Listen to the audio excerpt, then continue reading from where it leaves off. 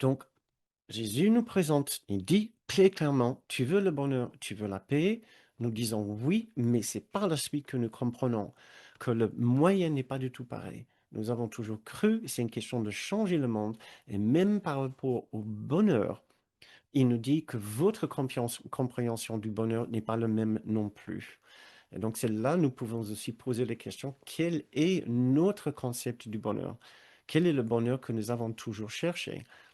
Puisque le monde encore nous a entraînés à voir ce bonheur en termes des choses de ce monde, plutôt en fait d'un niveau de confort au niveau de plaisir. Et nous confondons encore beaucoup dans notre société bonheur et plaisir, bonheur et confort. Or, vous avez peut-être commencé à comprendre maintenant que Jésus, quand il parle, notre guide, quand il parle de bonheur, parle d'une condition innée dans l'esprit et dans l'esprit de chacun, une qualité qui ne peut pas nous quitter, puisque inhérente dans l'enfant de Dieu que nous sommes, dans l'esprit de l'enfant de Dieu que nous sommes, ou l'esprit du Christ que nous sommes.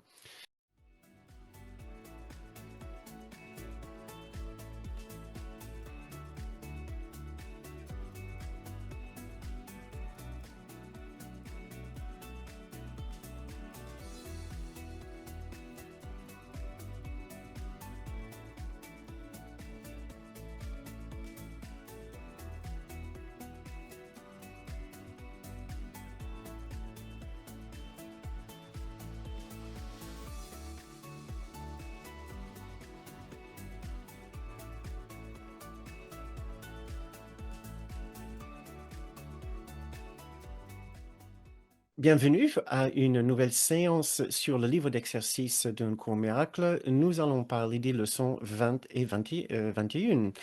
Nous venons de faire dans la semaine précédente les leçons 18 et 19 et ces leçons nous ont aidé à comprendre le pouvoir de notre esprit porté par une sorte d'influence sur l'esprit d'autres personnes. Nos pensées ne sont pas neutres et nous ne sommes pas seuls à ressentir les effets de nos pensées. Dans les leçons 20 et 21, nous allons découvrir l'importance maintenant de déterminer le message que nous voulons communiquer. Nous voulons être déterminés à voir, et voir dans un cours miracle veut dire, bien sûr, voir la vérité derrière les apparences de dualité, derrière les apparences de séparation. Puisque les esprits sont unis, notre décision de voir correctement et clairement la réalité sera communiquée à d'autres personnes.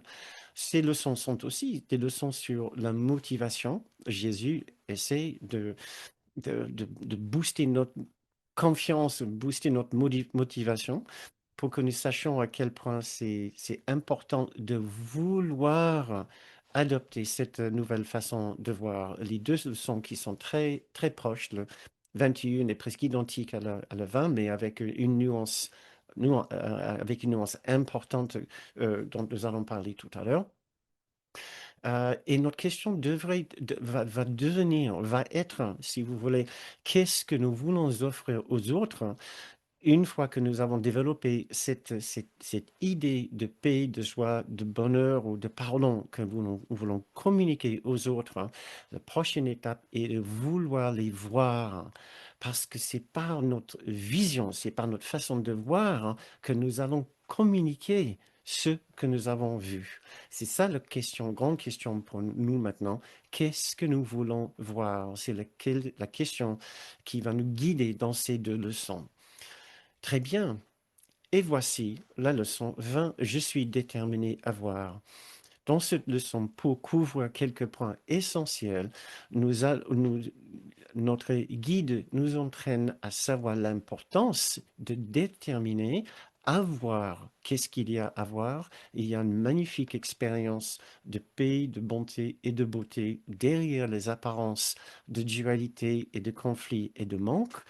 C'est à nous à déterminer que c'est ce que nous souhaitons voir. Ce que nous déterminons à voir va influencer notre vision et notre façon de communiquer à d'autres personnes. Il y a aussi le message de la motivation qui devient très importante dans cette leçon. Mais posons-nous tout d'abord cette question. Pourquoi est-ce que c'est si important, cette question de voir? Ces deux leçons sont dominées par cette question. Il y en a plein d'autres qui reviennent sur ce thème de la vision. C'est parce que, au-delà des apparences ordinaires, il y a quelque chose de vraiment extraordinaire à découvrir, que notre vision ordinaire, que le cours appelle la perception, n'est pas en train de nous montrer. Nous avons l'habitude de faire ce que nous appelons voir, sans percevoir, sans constater la présence de cette paix, de cette bonté et de ce bonheur.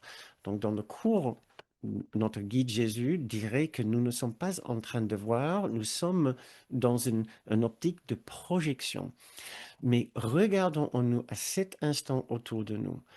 Il essaie de nous dire par ces deux leçons que ce que nous voulons voir vraiment est là autour de nous à chaque instant. Nous pouvons commencer par cela, par cette première question. Qu'est-ce qu'il y a autour de nous que nous ne voyons pas? Qu'est-ce qu'il y a autour de nous que nous ne voyons pas? Si il propose ces deux leçons sur le même thème presque identique, d'être déterminé à voir, ce qui veut dire par cela n'est pas qu'on est aveugle, mais plutôt que notre façon de voir n'est pas juste. Ce qui veut dire qu'à cet instant maintenant, où que vous soyez, votre façon de voir n'est pas juste. Mais si il n'y avait pas une telle leçon, vous ne serez pas au courant ou conscient du fait que votre vision n'est pas juste. Et nous pouvons tout de suite commencer à pratiquer cette leçon en disant, mais qu'est-ce qui ne va pas dans ma façon de voir? Il nous incite ici à dire, je suis déterminé à voir, je voudrais voir, ce qui veut dire implicitement que nous ne sommes pas en train de voir. Donc, je nous invite tout de suite à juste regarder autour de nous et constater que nous pensons que ce que nous voyons est juste et normal. Et la façon dont nous le voyons semble normale. C'est ce que nous allons regarder ce soir pour essayer de comprendre ce mécanisme par lequel nous passons tous les jours à côté de quelque chose qui est qui sont les dons de Dieu, qui sont des expériences absolument extraordinaires, des dons de Dieu, sans les voir, en pensant ou en prétendant de déjà bien comprendre et déjà bien voir ce qu'il y a à voir. Or, selon notre guide Jésus, nous sommes quasiment aveugles en ce qui concerne la vérité. Mais cette leçon 20, commence autrement, sans vraiment parler du titre de la leçon. Il parle dans le titre de déterminer à voir, mais pendant 3 paragraphes, il parle dans une autre direction. Un peu comme avec la leçon 95 que nous allons regarder bien après. Il parle dans une autre direction où il parle de la façon de faire ce cours et de faire ce livre d'exercices. Nous sommes à la leçon 20. Nous avons probablement déjà rencontré une certaine résistance qui prend la forme d'oublier des leçons ou de ne pas forcément faire les leçons telles qu'il nous les invite à les faire. Nous lisons dans le premier paragraphe. Or, tu ne verras pas si tu te considères contraint et si tu cèdes au ressentiment et à l'opposition. Donc ici, il veut qu'on soit conscient du fait que nous pouvons ressentir de l'opposition et même du ressentiment en faisant ces leçons. Donc, il voudrait nous parler de cela pendant 3 paragraphes. Ici, il est très rassurant. D'ailleurs, juste pour le petit détail de plus, en français, ils ont choisi le mot contraint dans cette phrase. Or, tu ne verras pas si tu te considères contraint. Or, en anglais, je trouvais le mot était encore plus fort, c'était coercé. Or, tu ne verras pas si tu te considères coercé et si tu cèdes au ressentiment et à l'opposition. Donc, c'est juste pour dire que Jésus considère que c'est vraiment important que nous soyons conscients de ce qui sont les manifestations de de la résistance en nous. Il est possible d'avoir une difficulté à faire ces leçons. Donc, nous ne sommes pas sur le sujet de la leçon, mais en lisant le livre de Kenneth Wapnick sur le livre d'exercice sur cette leçon, il met un accent dessus en disant que c'est important de prendre conscience de possibles éventualités d'un sentiment de difficulté en faisant ces leçons. Nous pouvons nous poser cette question. Est-ce que nous ressentons un peu de ressentiment ou coercion ou opposition en faisant ces leçons? Si c'est le cas, il nous offre quelques phrases ici pour nous dire l'idée est de vouloir faire ces leçons pour nous, pour que nous atteignions le sentiment de bonheur et de paix, que nous savons que ces magnifiques expériences de bonheur et de paix existent, mais nous avons recouvertes de plein d'autres expériences. Donc l'idée est de revenir à notre motivation pour faire ces cours et faire ces leçons. Euh, Très bien. Si nous avons l'impression euh, de sacrifier quelque chose en faisant ces leçons, c'est-à-dire on sacrifie peut-être notre ancienne façon de voir, on sacrifie même peut-être nos jugements ou nos blessures, notre histoire ancienne, notre histoire de vie, c'est parce il persiste dans notre esprit un genre de confusion. Et c'est ce que nous allons explorer au fur et à mesure pour comprendre euh, comment notre façon de voir ne nous a jamais rendus heureux. Et pourtant, nous avons pu nous convaincre, nous avons pu nous convaincre de la bonne méthode de trouver ce bonheur. C'est tout ce que nous allons essayer de comprendre ce soir.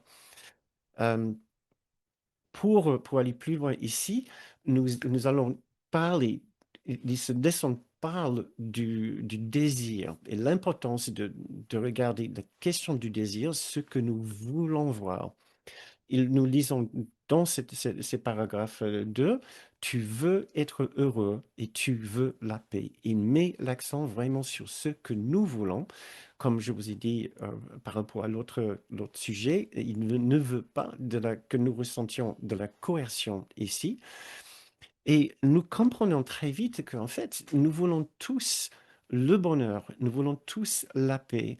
Donc là, il ne nous heurte pas trop quand il déclare nos souhaits les plus chers. Oui, nous voulons de la paix, nous voulons être heureux. Pas de surprise là. Mais par contre, nous avons notre propre façon de comprendre ce que cela veut dire, la paix et le bonheur, et lui, il a sa propre façon. Et c'est là où nous pouvons connaître un peu de résistance. Le monde nous a appris depuis longtemps comment atteindre le bonheur et la paix selon les règles de ce monde, et Jésus voudrait que nous apprenions une toute autre façon de comprendre et d'atteindre la paix et le bonheur selon les lois différentes. Donc, notre but est le même, la paix et le bonheur, sauf que les moyens sont très différents. Le moyen que nous avons toujours utilisé pour atteindre ce bonheur dans le monde a été de changer les autres, ou de changer le monde d'une façon ou d'une autre. Donc, il nous présente le but du bonheur, il nous présente le but de la paix. Nous pouvons accepter cela. Maintenant, nous devons aussi accepter, pour aller plus loin, nous devons accepter la façon d'accomplir la paix et le bonheur dans notre esprit. C'est là où nous apprenons, au fur et à mesure, on travaille avec ces leçons, ça n'a rien à voir avec un changement quelconque du monde. C'est une question d'un changement d'esprit. Donc, Jésus nous présente, il dit très clairement, tu veux le bonheur, tu veux la paix.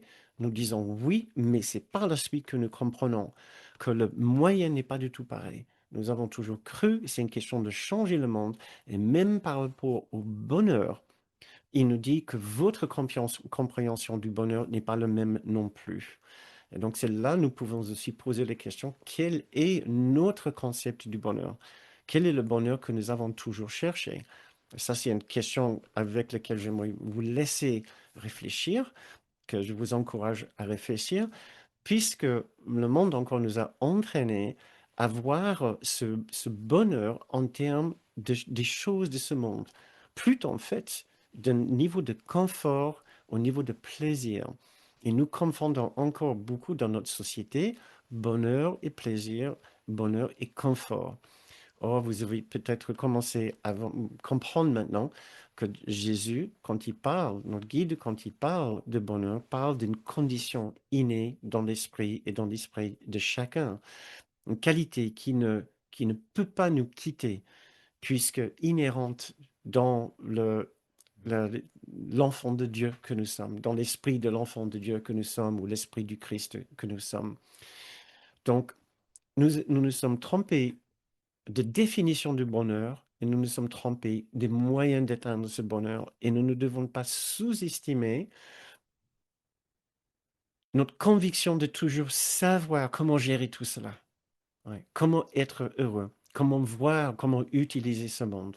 Cette leçon est le début d'un retournement de notre façon de voir le monde. Il nous invite à voir ce monde, et bien sûr différemment, comme nous allons faire dans nos prochaines leçons. Dans l'idée que nous ne le voyons pas tel qu'il est vraiment, nous ne le comprenons pas, nous utilisons le monde à mauvais escient tous les jours. Cela commence par notre concept du bonheur et par la façon dont nous pensons que nous allons l'accomplir. Il dit cela très clairement plus tard dans la leçon, dans le paragraphe 3 et le paragraphe 5, quand il dit ta décision de voir est tout ce que la vision requiert, tout ce que le bonheur requiert. Nous pensons tous que notre décision n'est certainement pas suffisante pour voir la vision, pour avoir la vision, pour voir le bonheur et la paix présente. Euh, il nous dit, ce que tu veux est à toi. Et dans le cinquième paragraphe, il dit, ce que tu désires, tu le verras. Telle est la réelle loi de cause et effet comme elle opère dans le monde. Encore si nous ne faisons pas attention, nous absorbons, nous passons sur des phrases aussi puissantes que celle-là. Ce que tu veux est à toi, ce que tu désires, tu le verras, sans vraiment prendre conscience de toute la puissance de ces idées. C'est un retournement tout complet de l'idée de l'efficacité. Il nous dit, pour trouver ce que nous voulons, il suffit de le vouloir, il suffit de le désirer. Et ça n'a pas été dans nos stratégies, ça ne comptait pas parmi nos stratégies jusqu'à là. Donc je vous laisse avec cette idée de l'importance de notre désir, de notre volonté, de vouloir. Et c'est pour ça que la leçon porte ce titre, juste d'être déterminé à voir quelque chose. Euh, Maintenant, un autre sujet, et le dernier sujet pour ce premier aperçu de cette leçon, est le sujet de la vision. Puisque c'est le titre effectivement de la leçon autour de la vision, qui ne développe pas beaucoup dans cette leçon, il nous dit, l'idée d'aujourd'hui implique aussi tacitement la reconnaissance du fait que tu ne vois pas maintenant. Par conséquent, en répétant l'idée, tu affirmes que tu es déterminé à changer ton état présent pour un état meilleur que tu veux réellement. Encore, il fait la liaison entre le désir de changer notre état et la vision, ce que nous n'avons certainement pas l'habitude de faire. Pour changer notre état, il nous dit, il suffit de changer notre façon de voir. La vision est un sujet très important dans le cours parce que c'est juxtaposé ou contrasté ou c'est opposé à la perception. La vision ne passe pas en fait par nos yeux. Ce n'est pas une question de ce que nous voyons objectivement. Nous voyons un tas de choses objectives. Nous avons un tas de choses, mais ces choses-là sont immédiatement interprétées soit par l'ego, l'esprit faux, soit par l'esprit juste et donc par la voix du Saint-Esprit. Il est impossible de regarder une chose dans ce monde sans avoir une référence à ce que nous considérons la réalité dans laquelle cette chose apparaît. Cet objet, cette chose apparaît pour nous toujours dans un contexte. Ce contexte est décrit, déterminé soit par l'esprit faux. Dans ce cas-là, cela va nous emmener toujours immédiatement vers une perception de la séparation de nous en tant qu'un être séparé et donc vers un ensemble de sentiments et d'expériences très dures, très difficiles, très malheureuses, où nous allons interpréter cet objet comme appartenant à une unité, et non pas à une dualité, à un ensemble, à quelque chose de plus grand que nous tous, à plus grand que ce monde. Cet objet va nous rappeler alors l'esprit juste et une autre vision tout entièrement différente de la réalité autour de nous, y compris de nous-mêmes. Cela, c'est la vision par rapport à la perception qui appartient à l'esprit faux et au domaine de l'ego. Donc, nous commençons ici à voir l'importance de, euh, de porter notre attention sur le grand tableau. Ouais, si on n'a pas encore, si on n'a pas travaillé assez, voilà encore une leçon qui nous aide à nous élever au-delà de ce monde et à comprendre que ce que nous sommes en train de voir n'est pas ce que nous pensons. Hein. La leçon dit, je suis déterminé à voir, mais comme si on ne voit pas. Personne pense qu'il ne voit pas. Or, Jésus nous dit ici, tu ne vois pas, tu as besoin d'apprendre à voir. Et donc, je voudrais finir cette première partie de la leçon avec, euh, avec cette méditation, avec la lecture de ce passage de la deuxième section du chapitre 16, puisqu'il parle ici du grand tableau. C'est le message de cette leçon. Désirons de voir le grand tableau derrière les détails de ce que notre perception ordinaire nous apporte. Voilà. Il y a un sens plus grand à chaque chose. C'est ce que la vision va nous montrer. Dans cet extrait ici, il parle de la réalité euh, et le désastre du monde de l'illusion ou de la dualité. Donc, si vous voulez bien, on va juste fermer nos yeux le temps d'écouter ce petit extrait et de méditer la belle proposition, la belle suggestion dans ce texte. Et ça sera déjà la fin de cette première partie de cette séance où nous avons parlé de la leçon 20 pour les débutants. Donc, je vous invite à fermer les yeux si vous souhaitez, le temps de faire cette lecture. Aujourd'hui, prenons ensemble la résolution d'accepter l'heureuse nouvelle que le désastre n'est pas réel et que la réalité n'est pas un désastre. La réalité est sûre et sans danger, et elle est entièrement bonne avec tous et avec tout. Il n'est pas de plus grand amour que d'accepter cela et d'être heureux. Car l'amour demande seulement que tu sois heureux et il te donnera tout ce qui contribue au bonheur.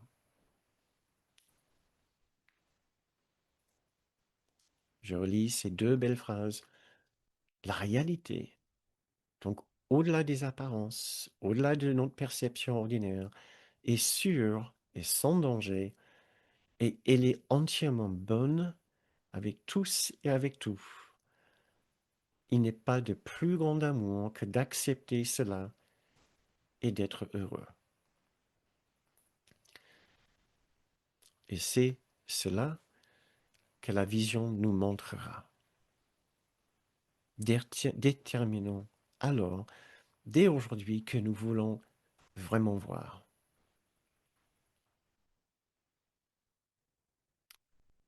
Très Très bien, merci beaucoup. C'est tout ce qui est nécessaire pour une première pratique de cette leçon. Maintenant, tournons-nous aux étudiants avancés qui ont déjà fait cette leçon une première fois pour l'approfondir. Développons maintenant cette idée du pouvoir de notre esprit. Le pouvoir de notre désir. Nous pouvons continuer à utiliser ce désir, le pouvoir de notre esprit pour manifester des choses dans ce monde. Il n'y a aucun problème où nous pouvons, et de vouloir que ce monde nous rende heureux, où nous pouvons commencer maintenant à l'utiliser pour changer l'esprit et essayer de trouver ces dons de bonheur et de joie purement dans l'esprit, dans l'instant présent ou de ce que le cours appelle l'instant saint. Nous pensons tous savoir déjà comment être heureux, c'est bien sûr changer les autres. C'est en changeant les autres et en changeant ce monde. Nous avons pris l'habitude de faire cela et nous avons aussi pris l'habitude de penser être heureux quand nous avons jugé et gagné, quand nous avons eu raison et gagné, quand nous avons influencé ou manipulé et gagné, quand nous avons pris et gagné. Nous avons même été surentraînés par cette société de devenir extrêmement productifs et efficaces dans ce monde, toujours dans le but d'avoir plus ou d'être heureux. Nous ne sous-estimons pas notre entraînement, voire surentraînement, dans l'efficacité de produire. C'est la nature même de notre société de production, notre économie de production, c'est basé purement sur l'idée que produire est la voie du bonheur. Et donc, j'ai quelques questions pour nous, simplement pour réveiller notre conscience à notre fonctionnement tellement inconscient, notre fonctionnement tellement inné et automatique par rapport à cette question de bonheur, puisque cette leçon est une vraie invitation puissante à revenir en nous et à comprendre que notre vision révélera la bonté et la beauté autour de nous, ces qualités que nous avons toujours cherchées en faisant plein de choses dans ce monde.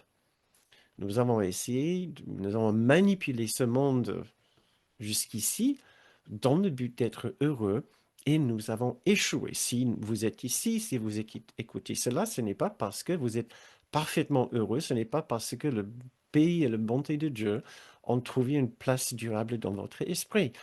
Vous avez essayé, tout comme moi, à manipuler, à utiliser ce monde d'être heureux et ça a échoué. Donc, quelques questions pour encore juste nous éveiller notre conscience à nos automatismes ici. Euh, Question, pensez à tout ce que vous avez appris pour être efficace dans ce monde. Qui se croit efficace? Qui a bien appris l'efficacité pour produire le bonheur et la joie en termes des lois de ce monde? Il n'y a aucun mal à dire, moi j'ai bien appris, je suis assez efficace, je suis assez productif dans ce monde où je l'ai été, j'ai bien appris mes leçons de productivité et d'efficacité. Qui se croit efficace, qui a bien appris? Si vous avez envie de partager vos perceptions, vos remarques dans le feed de chat, nous sommes tous heureux de les lire. Dans quel but est-ce que vous avez cherché à être efficace et productif? Dans quel but? Est-ce que c'était pour avoir plus de quelque chose, pour avoir plus d'argent, plus de sécurité, plus de retraite? Est-ce que c'était pour avoir plus de renommée ou de prestige ou de marge de manœuvre dans votre vie? Il n'y a absolument aucun problème. Nous voulons juste observer cela. Et bien sûr, notre question est, est-ce que cela a donné les résultats escomptés? Est-ce que cela a produit le résultat que vous avez toujours cherché après tant d'années de recherche? Donc, il y a une première remarque qui est entrée. Dans le but d'avoir plus de reconnaissance, un autre, pardon, dans le but d'avoir plus de reconnaissance, encore un autre, j'aime me sentir efficace. Cela me permet euh, de ressentir la reconnaissance. Je crois que c'est ça. Nous avons écouté les dirigeants dire travailler pour, pour gagner plus. J'aime me sentir efficace, donc cela me permet de ressentir la reconnaissance, notre propre reconnaissance et la reconnaissance d'autres personnes, même les membres de notre famille, tout à fait. Il n'y a rien de mal encore. Et peut-être vous avez trouvé votre réponse, mais vous ne l'avez pas postée ici. Il n'y a pas de problème. Une autre suggestion ici, pareil, être reconnu, accepté. Encore une autre. Dans le but de sécurité affective, je crois vraiment que je suis efficace, ou au moins que j'ai raison de le faire ainsi, mais ça ne marche pas. Dommage, rire. Oui, encore, si nous sommes ici, si nous étudions de cours, à certains niveaux, nous avons reconnu ou nous reconnaissons que nos efforts de faire marcher ce monde selon les règles et les lois de ce monde n'ont pas marché. Parce que vous pouvez en être sûr que le cours ne va pas juste répéter les lois de ce monde. Euh, Mon histoire personnelle commence avec ce que je considère mon meilleur échec, l'échec le plus important de ma vie qui m'a permis de changer radicalement de vie. J'ai été surentraîné à la fac aux États-Unis dans une école, une grande école de sciences politiques, à être très, très efficace. Et j'ai eu une très bonne situation à 25 à 26 ans. J'étais Golden Boy sur Wall Street et et c'est à ce moment-là que j'ai commencé une grande dépression. J'ai compris que j'avais fait une très très grande erreur. J'avais le sentiment d'avoir gaspillé 5 années de ma vie. J'ai quitté aussitôt cette situation pour me mettre sur un chemin complètement différent. Et j'ai eu juste, je pense, une très grande chance d'avoir vécu cette expérience d'avoir, j'avais absolument tout ce dont un jeune homme de 26 ans rêvait. Le prestige, l'argent, beaucoup de possibilités de progression professionnelle sur Wall Street, dans une banque d'affaires, une banque d'investissement sur Wall Street. Et je me sentis terriblement malheureux. Et je ne comprenais pas du tout ce qui m'arrivait. À ce moment-là, je me suis tourné vers la spiritualité et j'ai trouvé le cours. Voilà.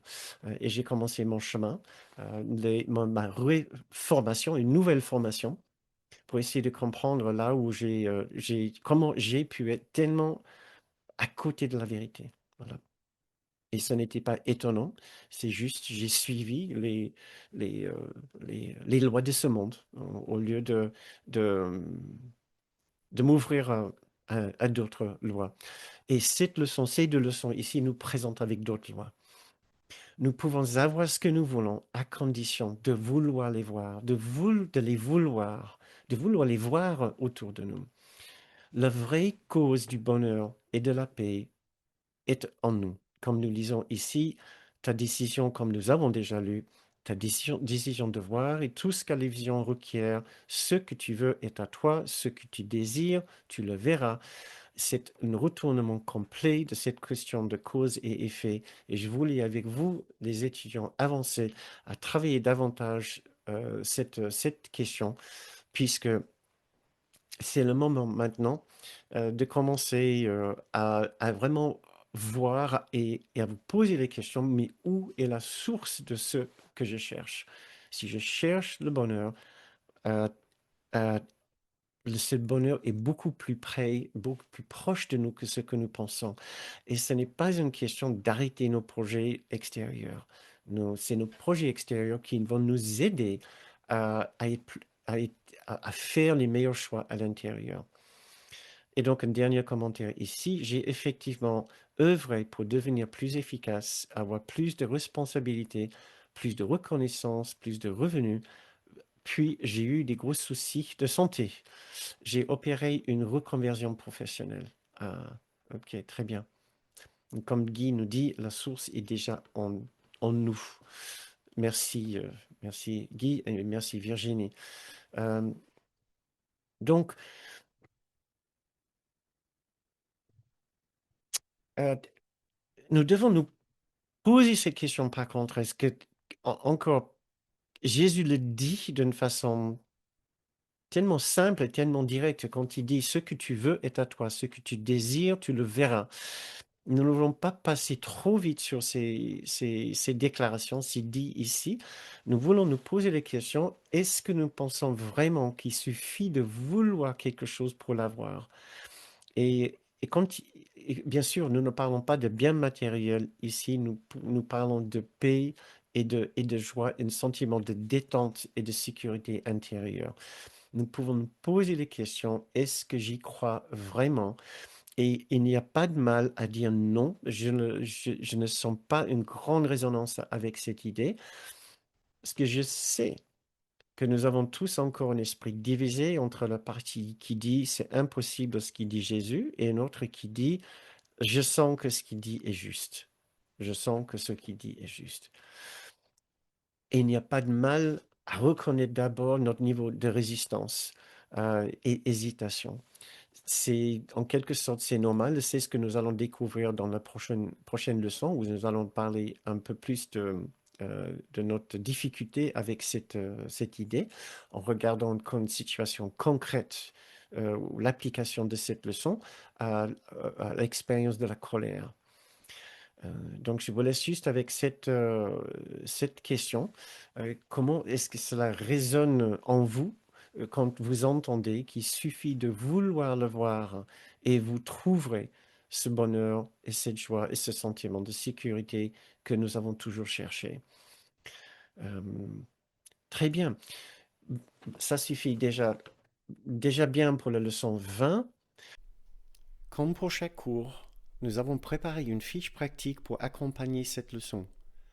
Elle reprend les idées essentielles de la leçon et aide à les approfondir dans la pratique.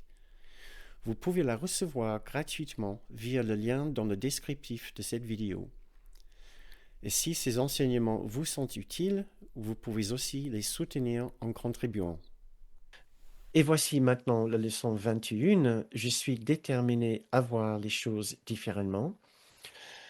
Ce que nous voulons retenir avec cette leçon est le fait que vouloir appliquer la leçon 20, je suis déterminé à voir, ne suffit pas de le lancer dans les généralités, parce que notre résistance à cette idée sera bien plus forte que ce que nous pensons.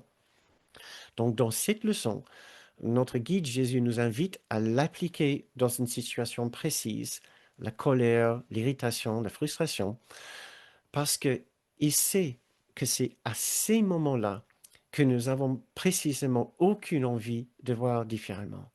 Donc, si nous pouvons appliquer cette leçon, nous entraîner à pratiquer cette leçon dans cette situation précise, nous aurions beaucoup gagné dans la pratique, l'intégration de cette leçon.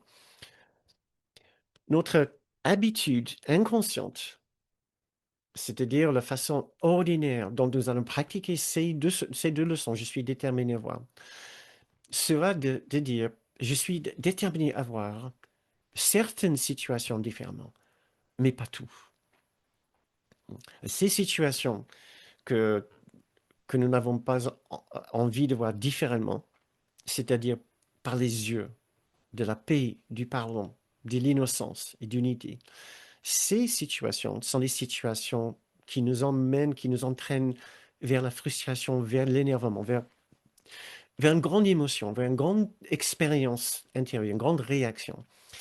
Ici, dans cette leçon, il parle de la colère, mais nous pouvons aussi bien parler de peur ou de culpabilité ou de la honte ou de la tristesse, quelque chose de très fort. En l'occurrence, il a choisi la colère puisque c'est au moment de ressentir la colère que nous sommes absolument convaincus d'avoir raison. Et c'est à ce moment-là que nous allons certainement pas apprécier que quelqu'un nous dit, est-ce que tu veux voir cette situation différemment? Et nous essayons de hurler, mais je le vois déjà correctement, merci beaucoup, je n'ai pas besoin de ton aide. Nous parlons de Jésus. Euh, Le problème ici est que sommes encore très attachés à notre façon de voir. Donc, il ne va pas suffire de dire je suis déterminé à voir sans regarder comment nous sommes encore bien attachés à notre façon de voir. Quelle est cette façon de voir? On le voit très vite démontré, exposé au moment de ces grandes colères ou instants de frustration. Euh, oui,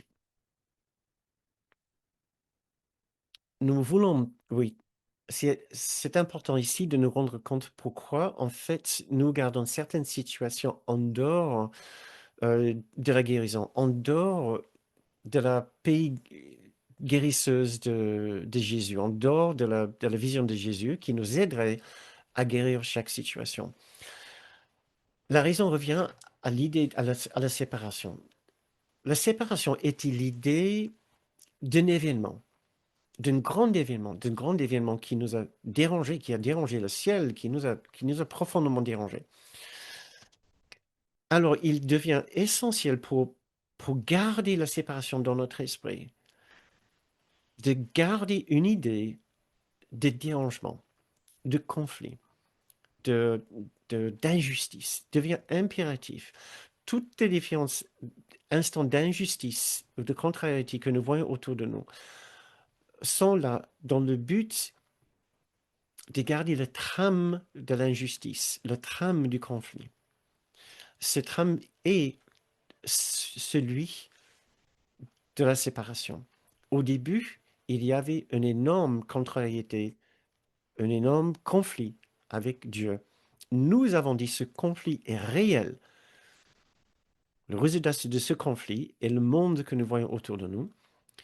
Maintenant, pour continuer à faire tourner l'illusion de la séparation, nous avons besoin de continuer à insister sur le conflit. Il doit y avoir au moins un conflit quelque part pour que le conflit soit réel, pour qu'il y ait un endroit dans ce monde ou dans notre vie qui est exclu de la paix et de l'amour de Dieu, qui dit la séparation est réelle, c'est moi qui l'ai dit. La preuve est cette situation, Dieu ne peut pas guérir cela. Vlam, à ce moment-là, la séparation est impossible à détricoter, pour moi, de mon expérience.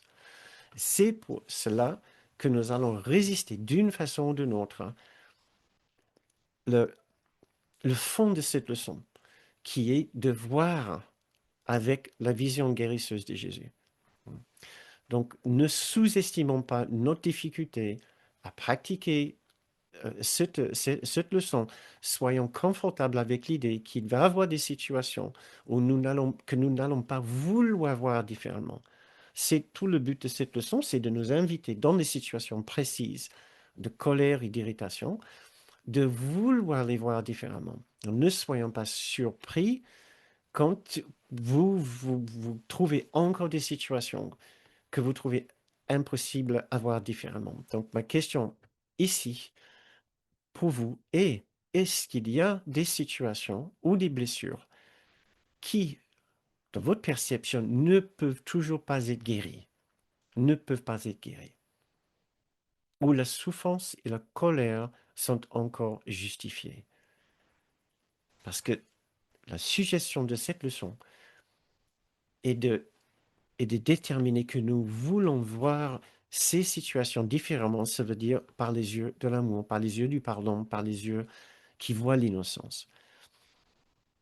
Est-ce qu'il y a encore pour vous des situations ou des blessures qui, pour vous, ne peuvent pas être guéries, où la souffrance et la colère peuvent être encore justifiées? Ce n'est pas un problème si vous en trouvez ou si vous en trouvez beaucoup. Nous voulons juste observer comment notre ego fonctionne, comment il est encore attaché à se servir de tous ces événements, tous ces souvenirs pour maintenir et garder son individualisme et sa particularité en place. Ce n'est pas un problème. Ce que nous voulons faire, c'est observer l'ensemble de tout cela. Ces sentiments et ces réactions, ces pensées, ces jugements cachent simplement une autre vérité. Plus nous arrivons à voir l'ensemble de cela sans nous juger, plus nous allons pouvoir observer le fonctionnement de notre ego, notre ego en activité, plus nous allons pouvoir prendre de la distance de tout ce fonctionnement. Donc, je vous laisse réfléchir quelques instants à cela. C'est l'essence de cette... oui, je vois deux personnes qui ont répondu ici. Oui, une situation où le chagrin est encore bien présent, avec un apaisement au fil du temps, cependant. Encore un autre. Oui, la souffrance d'être incarné dans la dualité. J'observe que j'ai du mal à accepter et à pardonner. D'accord. Euh, ok. La deuxième partie de votre commentaire. J'observe que j'ai du mal à accepter et à pardonner. Ça, c'est tout à fait, tout à fait normal. Je comprends cette difficulté. C'est la difficulté de dire adieu, en quelque sorte, à notre particularité, à l'esprit de notre petit soi qui dit ceci est mauvais, ceci est bon. Là, j'ai été blessé euh, et je m'identifie encore avec l'esprit qui a vécu ces choses ou qui pense ces choses ou qui pense aux souffrances d'autres personnes. On a une difficulté à lâcher prise de l'ensemble de ce petit soi. La première partie de ce que vous dites là, par contre, oui, la souffrance d'être incarné dans nos dualités, ce n'est pas, la souffrance ne vient pas d'être incarné dans la dualité, incarné dans l'illusion ici. Ce n'est pas ça la souffrance. La souffrance n'est pas le fait d'être ici. Tout comme la paix ne vient pas automatiquement quand nous mourons. La paix ne vient pas en quittant la dualité, tout comme le conflit ne vient pas en venant dans la dualité. Le conflit vient de notre façon de voir la dualité comme une réalité au lieu d'être une illusion et au lieu de nous souvenir de la réalité au-delà de la dualité. Voilà. Et de nous placer et de méditer et contempler, de nous placer dans cette autre réalité tout en restant très légèrement dans la dualité, en apprenant que tout cela n'est qu'une scène que nous traversons, que chacun traverse. Donc j'offre ça juste pour celles et ceux qui pensent encore souffrir de la dualité. Dualité n'est qu'une... Il y a un monde de dualité, mais c'est un monde d'illusion. Après, il y a une perception. Il y a tout un système de pensée qui renforce la douleur de la dualité. Si on enlève, si on change, ce système de pensée pour un autre système de pensée, on comprend les relations humaines différemment, on comprend chaque interaction entre deux êtres humains différemment, on comprend les guerres différemment, on comprend l'extrême difficulté pour l'homme de changer sa façon d'être, sa façon de faire, tout en comprenant que l'homme est déjà, l'esprit de l'homme est déjà au-delà des situations ici. Nous pouvons traverser ce monde de dualité d'une façon beaucoup, beaucoup plus sereine. Et c'est tout l'objectif de ce livre, de nous apprendre cette façon de le faire. Euh, très bien.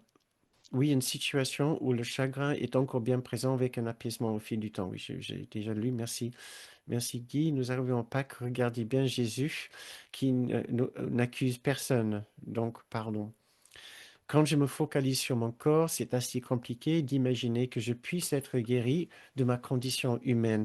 D'un point de vue de l'esprit, c'est différent. Euh, oui, c'est compliqué quand on regarde notre humanité du point de vue de l'humain, ça semble difficile. Ce qui est encore très intriguant, c'est de savoir que nous sommes déjà guéris de cette condition humaine dans une partie de notre esprit, la partie principale ou partie réelle de notre esprit. Nous sommes déjà guéris de cette condition humaine et encore, ce n'est pas le fait d'être un être humain qui est un problème. Le problème, c'est de nous identifier avec cette forme au point de penser que tout ce qui nous arrive, nous le prenons personnellement, comme si ce n'était contre nous, comme si l'autre est différent, séparé, etc. C'est tout un système de pensée qui produit cette souffrance. Ce n'est pas le fait d'être dans un corps qui produit cette souffrance. Euh, Mais nous pouvons en parler plus longuement si cette idée vous intéresse, vous intrigue. On peut en parler après la partie formelle de cette séance. Euh, un autre commentaire, je vis la fin de vie d'une personne très proche, une très grande tristesse que je suis arrivé par moment à regarder autrement, avec beaucoup de volonté. J'y ai trouvé par moment une paix intérieure et un regard plein d'amour pour la personne. Mais l'ego me redonne sans cesse les images de la personne dans son état dégradé, et cela demande vraiment de la volonté pour voir cela autrement. Merci d'avoir pris le temps d'avoir partagé ça avec nous. C'est très touchant. J'aimerais bien développer ça davantage, peut-être dans la deuxième partie de la séance. Euh, et merci. Donc, c'est juste un petit peu en attente. Euh, donc, encore, pour finir la première partie, pour finir cette lecture de cette leçon pour les débutants, je voudrais aussi euh, parler un instant de notre peur, de notre colère. Je me demande, quand vous avez lu ces lignes ici, euh, la colère peut prendre, c'est dans le deuxième paragraphe, la colère peut prendre la forme de n'importe quelle réaction, allant d'une légère irritation jusqu'à la rage. Le degré de l'émotion que tu éprouves n'a pas d'importance, tu deviendras de plus en plus conscient d'une pointe minime d'irritation, n'est rien d'autre qu'une voile tirée sur une intense fureur. Kenneth citait cela très souvent, moi je le cite très souvent aussi. C'est pour nous aider à savoir qu'à l'intérieur du système de l'ego, il n'y a aucune différence entre une petite pensée d'ego et une grande pensée d'ego. Je voudrais, je voudrais vous aider si vous êtes, j'ai un peu de mal, je trouve, j'ai un peu de mal à exprimer ce soir, désolé. Euh, je ne voudrais pas que cela vous emmène vers la culpabilité. Je ne voudrais pas que cela vous emmène non plus vers la peur de votre colère. Pensons maintenant que le moindre point d'irritation est une voile tirée sur une intense fureur.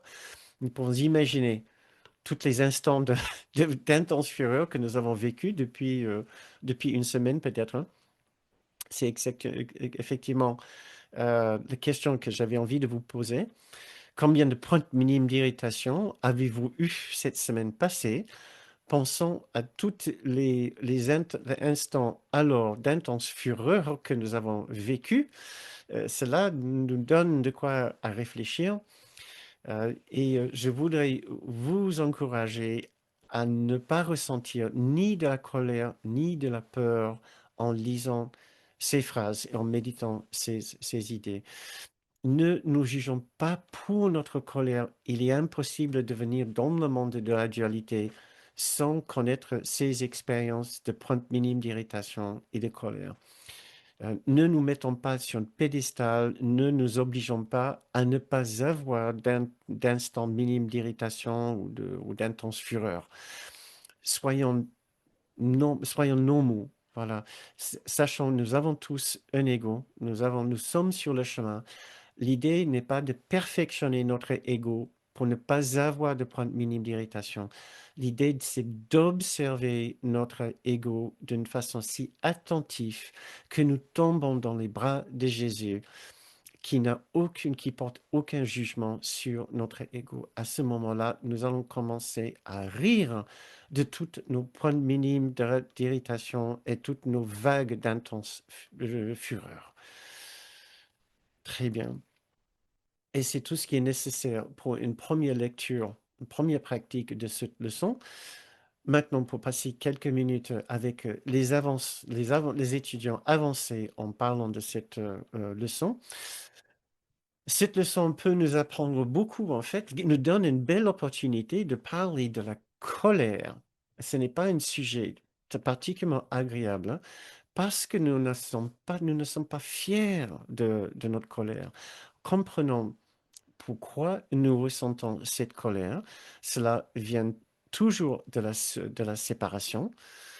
Euh, pardon. Oui, nous lisons, souviens-toi que tu ne reconnais pas réellement. Oui, voilà. Euh, dans le troisième paragraphe, nous lisons cette phrase: souviens-toi que tu ne reconnais pas réellement ce qui suscite la colère en toi. Donc, j'ai préféré vous dire ce qui nous suscite cette colère en nous. À la base, c'est la séparation.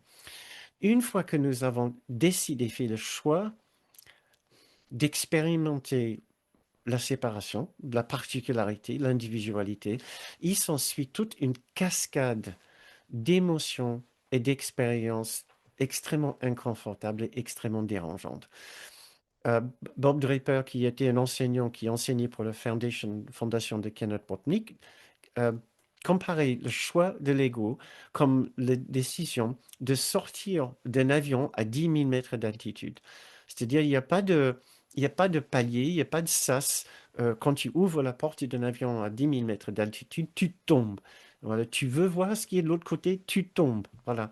Et c'est exactement pareil. On ouvre la porte à l'ego, ne serait-ce qu'un petit peu, on est comme aspiré dans l'univers de l'ego.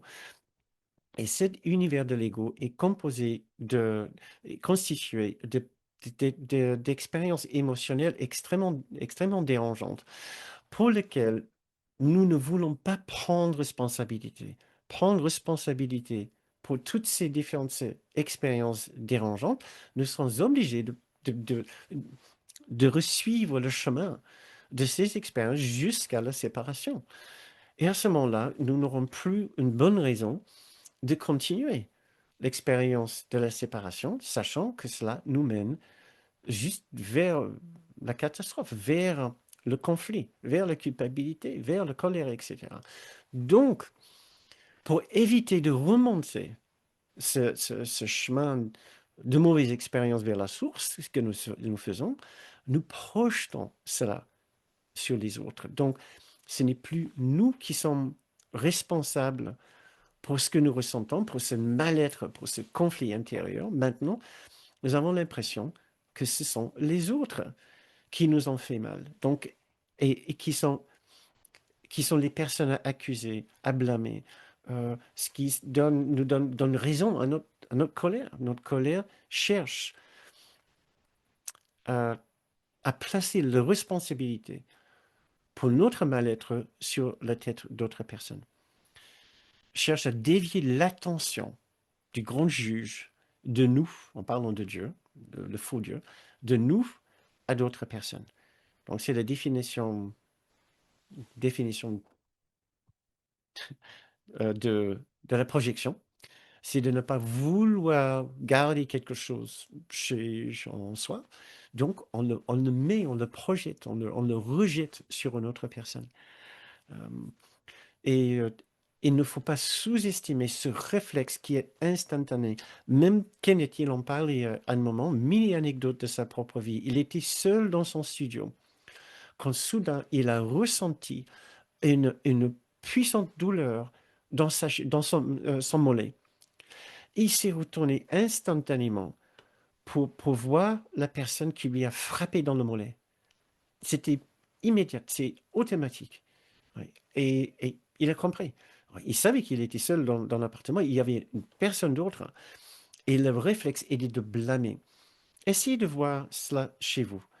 Si vous reconnaissez peut-être même une erreur que vous avez faite, mais l'idée ou l'envie est de mettre ça et de trouver comment une autre personne est aussi responsable pour cela. Vous êtes en couple ou en famille, regardez la vitesse avec laquelle nous, même si nous ne le faisons pas, même si nous ne le prononçons pas, nous pouvons penser, nous pouvons penser nos accusations, nos blâmes, les garder pour nous. Même quand on sait que c'est pas juste, où il y a une autre façon de faire et de voir. Donc, pour les avancées ici, cette leçon est une invitation d'aller plus loin dans notre exploration de notre colère, de voir comment nous sommes attachés à notre colère, pour comprendre pourquoi, à cause de la séparation que nous voulons garder, et du fait de vouloir la garder, notre ego est obligé de faire porter la responsabilité pour notre mal-être de séparation par d'autres personnes. Et de voir comment nous cherchons à déguiser notre façon de vouloir blâmer, accuser et condamner d'autres personnes. Or, la solution est toujours, toujours de revenir à l'intérieur et de trouver les traces de la paix, de la bonté, de l'amour dans notre esprit. Ces dons de Dieu qui sont toujours là pour nous. Euh, donc, euh, nous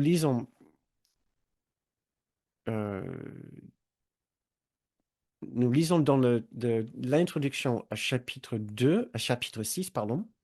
La colère comporte toujours la projection de la séparation qui doit finalement être acceptée par chacun comme étant sa propre responsabilité plutôt que d'être rejetée sur les autres. Bon, c'est tout ce que j'ai essayé de dire, d'une façon beaucoup plus succincte que moi.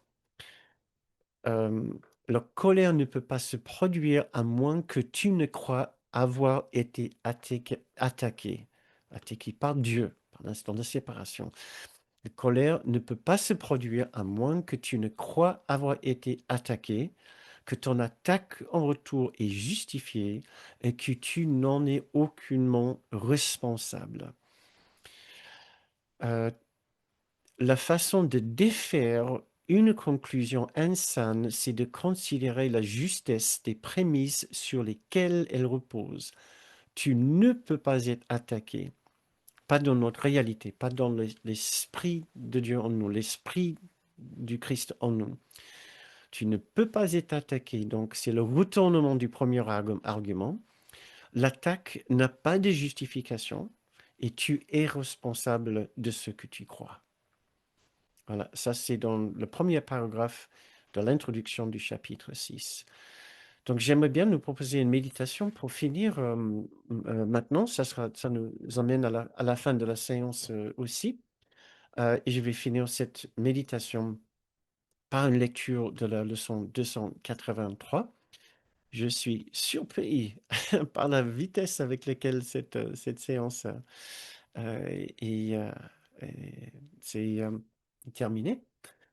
Donc, si vous voulez bien vous poser avec moi juste quelques instants, on va essayer de se détendre en trouvant une façon de désamorcer toutes ces différentes façons, de différents aspects de notre particularité, de notre ego, et de finir avec un très beau message de sainteté et de lumière. Donc, si vous voulez bien, juste fermez vos yeux le temps de nous intérioriser quelques instants et de finir cette leçon et cette séance.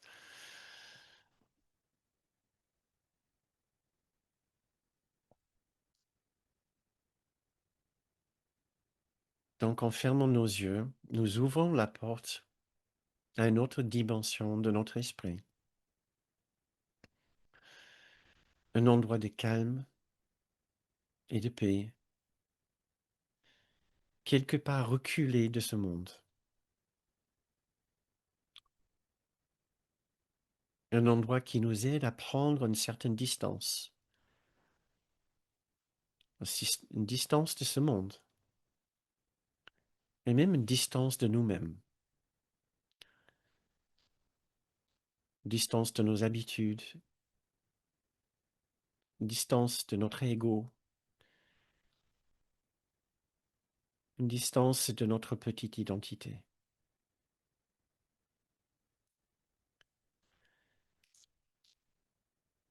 Et quand nous revenons à cet endroit, la paix que nous y trouvons nous aide à nous souvenir que nous pouvons lâcher prise de notre colère.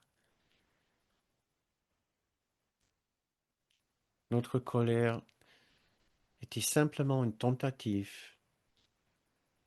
de porter la responsabilité pour notre mal-être de notre choix de séparation sur les autres.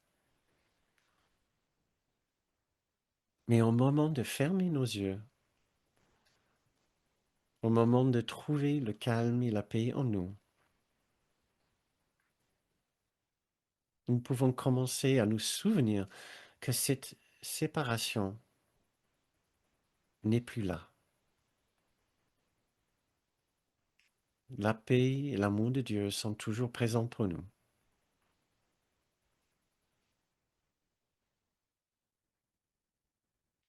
Et notre frère Jésus est toujours là pour ouvrir ses bras et nous accueillir avec toute sa tendresse.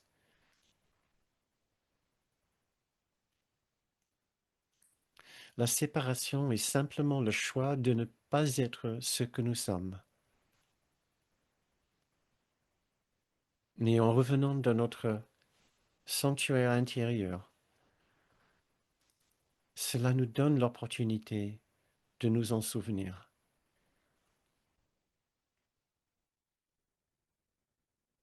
Nous ne sommes pas ce petit soi. Nous sommes toujours cet enfant de Dieu, aimé par le Saint-Esprit, aimé par Jésus, aimé par Dieu.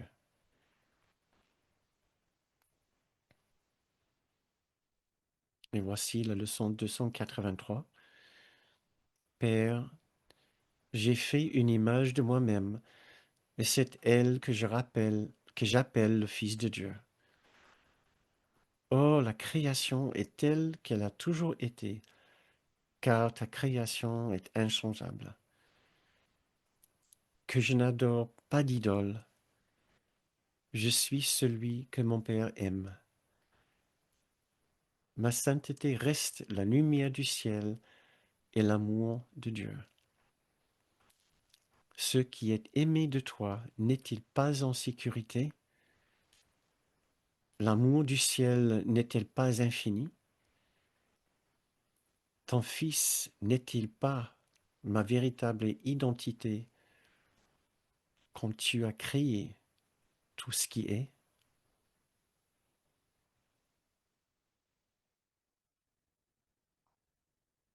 Je suis celui que mon Père aime.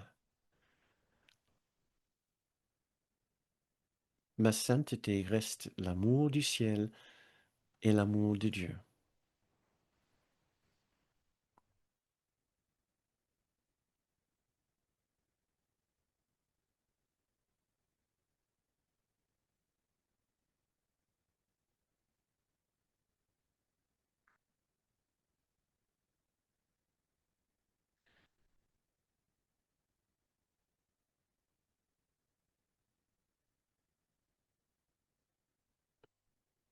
Très bien. C'est la fin de cette méditation, la fin de cette leçon et la fin de cette séance. Merci beaucoup pour votre participation ce soir.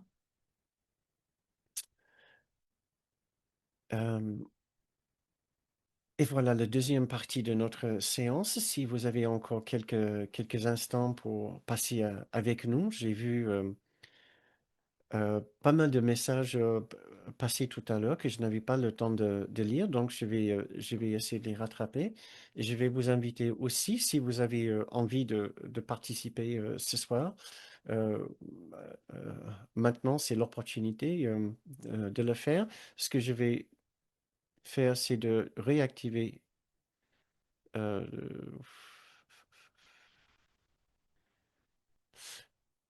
ils ont changé, ils ont changé les boutons euh, sur le plateforme. Demandez à tout le monde, couper le micro de tout le monde à arriver, lire. Je ne sais pas. Normalement, je pense vous avoir autorisé à ouvrir vos micros, mais ils ont changé le. Ouais. Normalement, vous pouvez vous activer. Ah, ça y est. Ah oui, ça marche. Merci, Christian. Tu confirmes.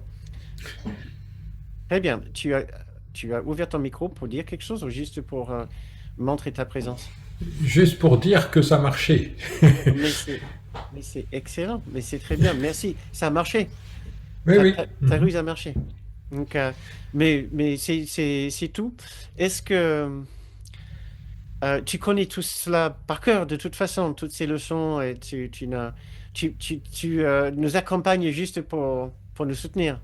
Là, tu es en train de te Si, foutre un peu de ma poire. non, pas du tout. Je suis Ah oui, juste provoqué. à peine, à peine. Ah non, allez, c'était pour te... Parce que je sais que tu as toujours des commentaires moi, très intéressants quand même. Tes questions pendant les stages étaient toujours très bien. Je m'en souviens toujours bien. Euh, donc, est-ce que c'est un peu confrontant quand même?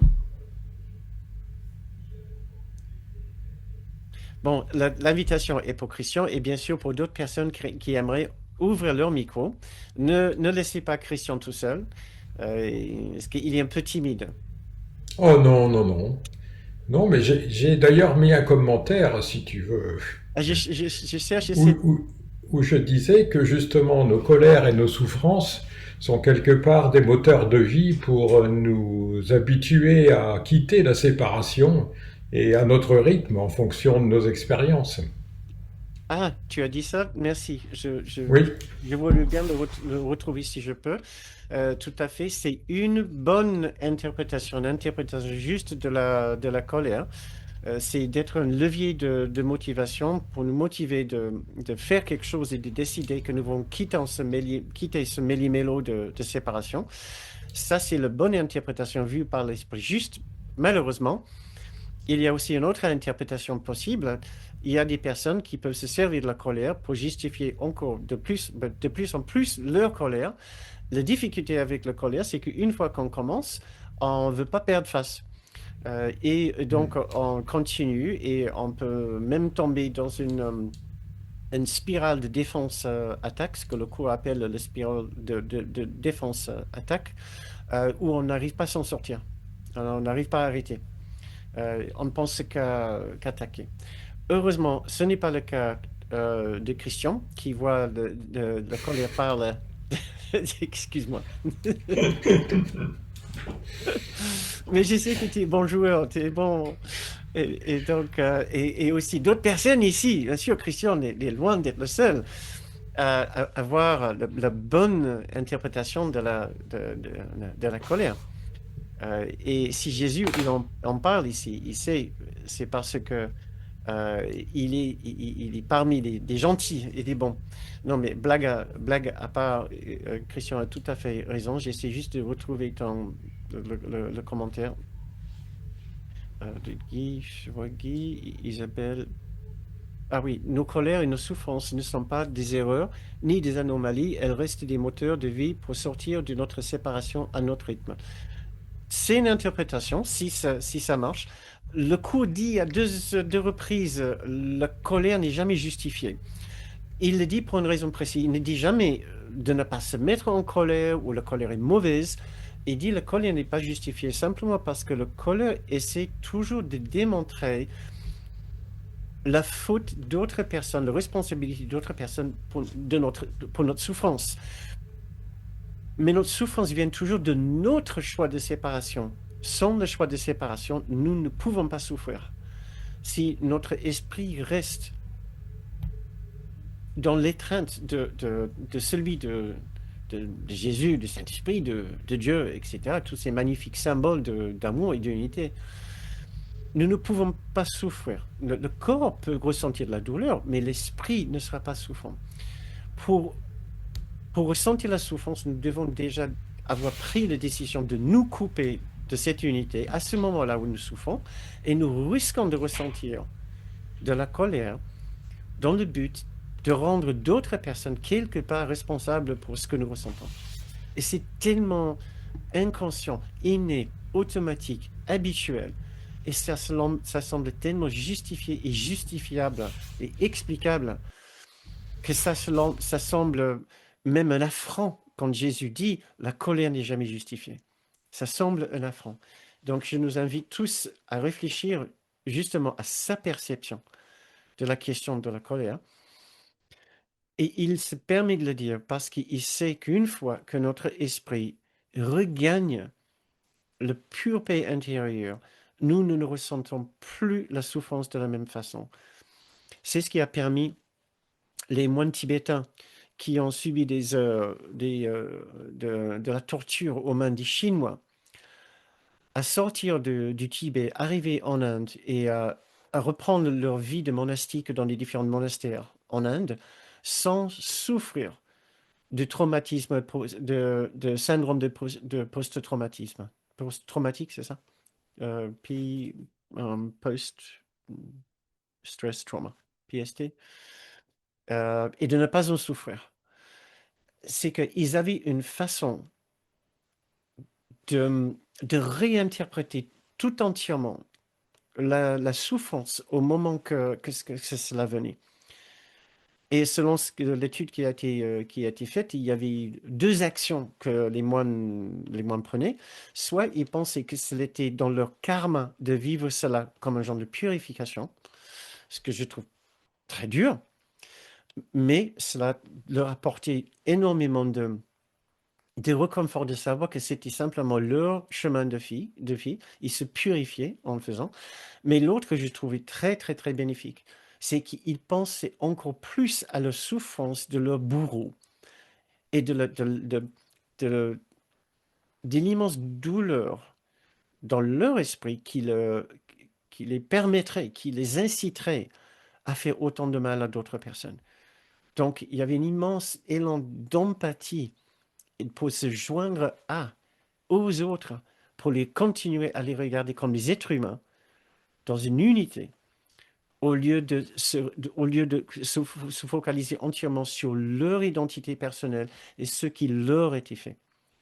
Cela aide à enlever la douleur psychologique de la douleur physique, la souffrance psychique de la douleur physique. Il y a de la douleur physique, bien sûr, mais il n'y aura pas de traumatisme si nous arrivons ainsi à gérer des différents événements bien, bien, bien moins graves que la torture. Pensons aux simples petites réflexions de nos partenaires de vie ou de nos parents ou de nos enfants que nous pouvons porter comme des grandes blessures. Euh, Essayons de voir ce que nous pouvons faire pour les transformer. Euh, donc, vous pouvez, bien sûr, vous pouvez ouvrir votre micro ou vous pouvez aussi mettre une question dans le fil de chat si vous souhaitez. Euh, merci, merci Stéphane qui est déjà parti, je crois. N'oubliez pas, nos pensées sont créatrices et l'un. Est-ce que je. Désolé Guy, j'ai un peu de mal à comprendre le commentaire. Merci à toutes celles et ceux qui nous ont remerciés et qui sont partis, qui ont dû partir, souvent dans un état de souffrance. Ah, souvent dans un état de souffrance devant l'injustice, mais je ne désespère pas d'arriver à voir ces situations différemment. C'est très bien, Isabelle, merci. L'idée est tout d'abord sur ce chemin et de prendre conscience de ce que c'est réellement notre expérience, au lieu de le gommer, ou au lieu de nous divertir au point de continuer à souffrir tout en pensant qu'on se fait plaisir. Donc, on veut arrêter, s'arrêter, on veut réfléchir à ce que c'est dans notre esprit, et bien sûr, tout d'abord, ce qu'on voit ne va pas forcément nous faire plaisir. Euh, le contenu de l'esprit, le contenu de notre vie émotionnelle n'est pas forcément agréable à voir.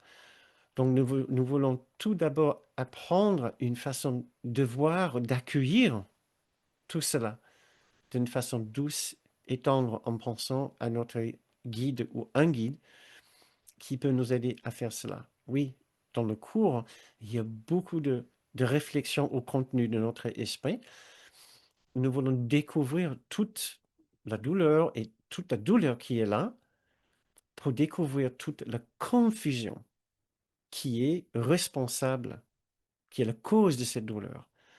La douleur à la fin n'est pas réelle parce que la cause n'est pas réelle, mais on ne peut pas le voir si on n'entreprend pas la première étape, c'est de voir la douleur. Donc, vous faites déjà très bien de voir la souffrance devant l'injustice. Et cette injustice, comme nous disons dans la leçon 5, n'est jamais ce que nous pensons. Nous ne sommes jamais contrariés, dérangés, enragés, en colère pour les raisons auxquelles nous pensons.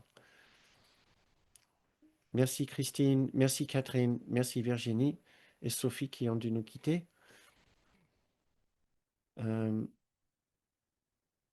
donc, j'essaie de voir s'il y avait d'autres commentaires. Ah, oui, une situation où le chagrin est encore bien présent avec un apaisement. Oui, je l'ai déjà. Bridget, pardon, je l'ai lu tout à l'heure. Merci. Ah oui, il y avait le commentaire, bien sûr, de Laurence. Si peux le retrouver. Oui. La fin de vie d'une personne très proche est une très grande tristesse que je suis arrivé par moments à regarder autrement et avec beaucoup de volonté.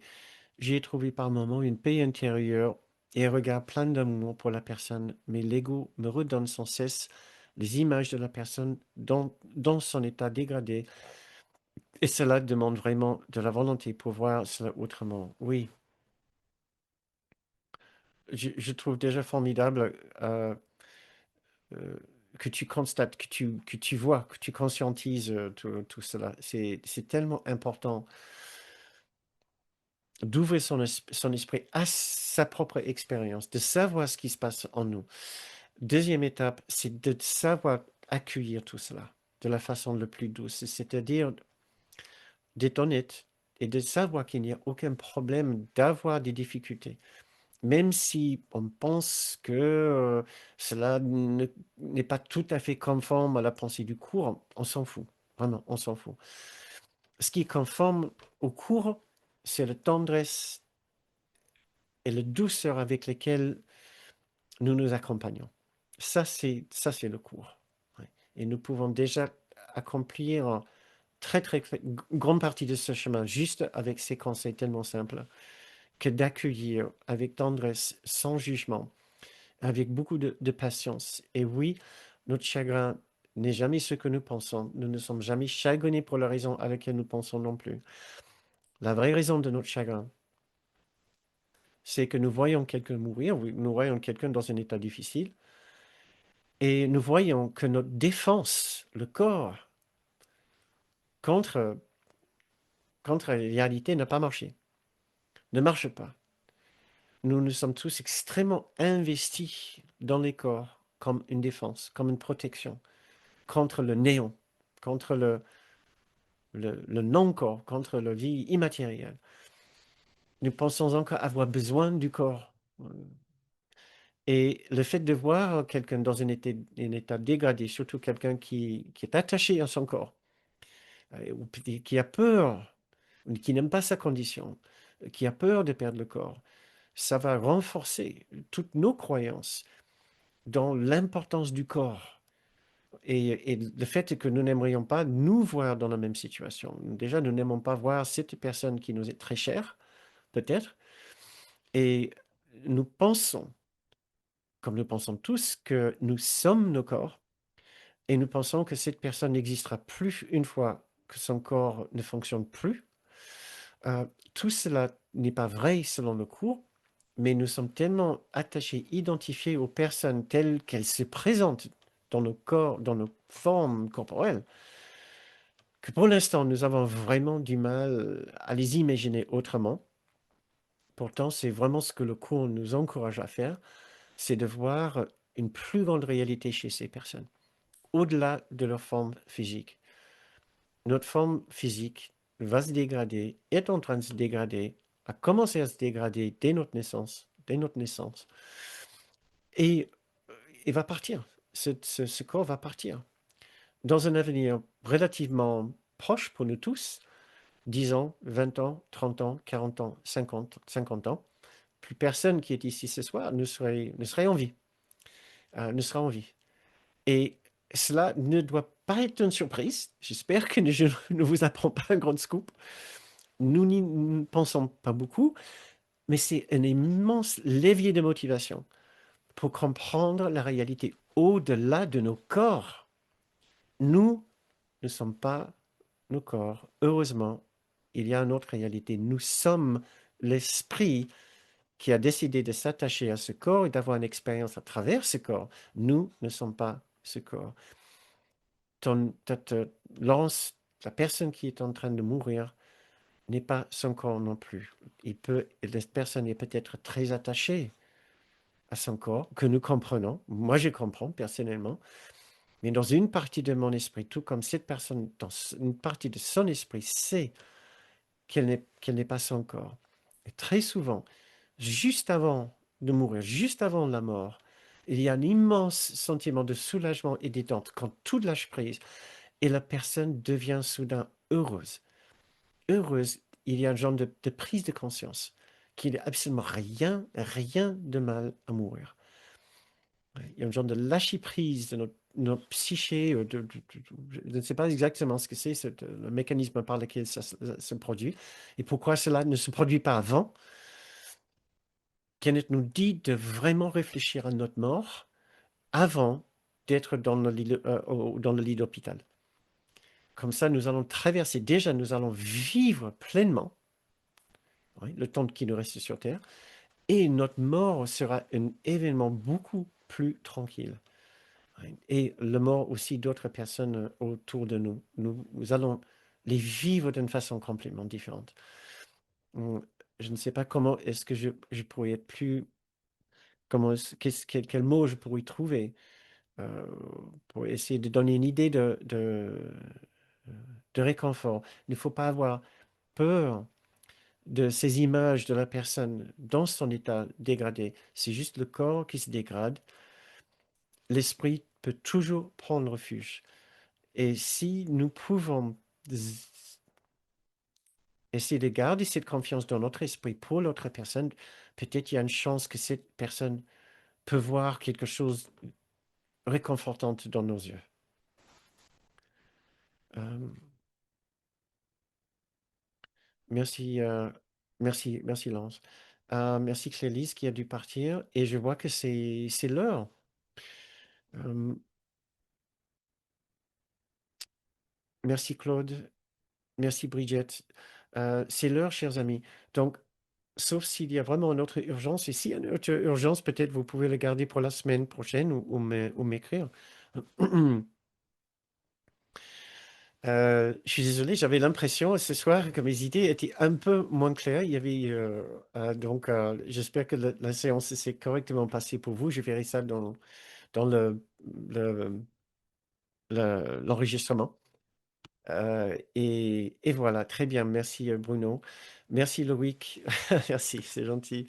Donc, ouvrons nos micros pour dire nos au revoir, pour dire nos salutations aux uns aux autres pour la semaine.